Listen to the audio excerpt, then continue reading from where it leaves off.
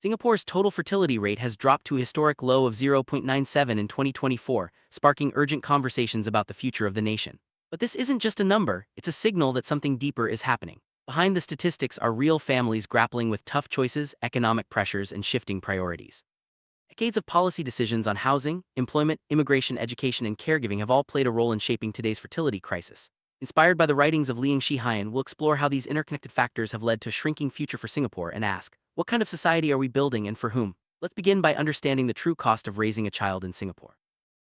For many Singaporean families, the financial burden of raising a child is daunting. While government incentives like baby bonuses and tax rebates are often highlighted, they barely scratch the surface. Infant care fees can exceed $1,500 a month, and costs for maternity, pediatric visits, and vaccinations add up quickly. On top of that, enrichment classes and tuition are seen as necessities, not luxuries. Pressure to invest in a child's future starts even before birth and only grows as children enter school. As Liang Shihian points out, when parenthood becomes a financial risk, fertility rates inevitably fall, not because people don't want children but because they fear letting them down. Affordability isn't about one-time grants, it's about sustained support throughout a child's life. Housing insecurity and employment precarity are two major obstacles for young couples considering starting a family. Despite Singapore's reputation for successful public housing, many face long waiting times for new flats, rising prices, and mortgage burdens that stretch into retirement. Even with grants, some feel priced out or forced into the resale market. At the same time, the labor market has become more competitive, with more contract roles, stagnant wages, and long working hours.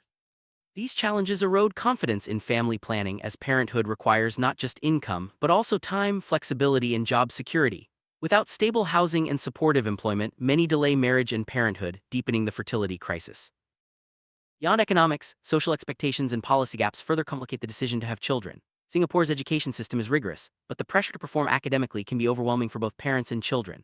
Many couples worry about their ability to keep up, fearing they might fail as parents. Gender roles add another layer of complexity, with women facing career slowdowns for taking maternity leave and men expected to be sole breadwinners.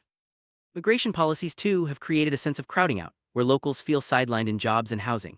Incentives like baby bonuses and tax rebates, while helpful, are often seen as short-term fixes that don't address deeper structural issues. Liang Shihian argues that true reform requires policies that make family life viable and desirable for all, not just the privileged. Singapore's fertility crisis is more than a demographic issue, it's a mirror reflecting the nation's values, priorities, and lived realities. Liang Shihian's writings offer a roadmap for meaningful reform, calling for a shift from transactional incentives to transformational policies. This means building a society where families feel supported at every stage, regardless of income or background.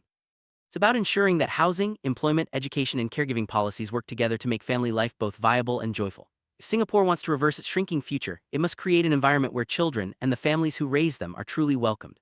The path forward requires collective action from policymakers, employers, educators, and citizens alike.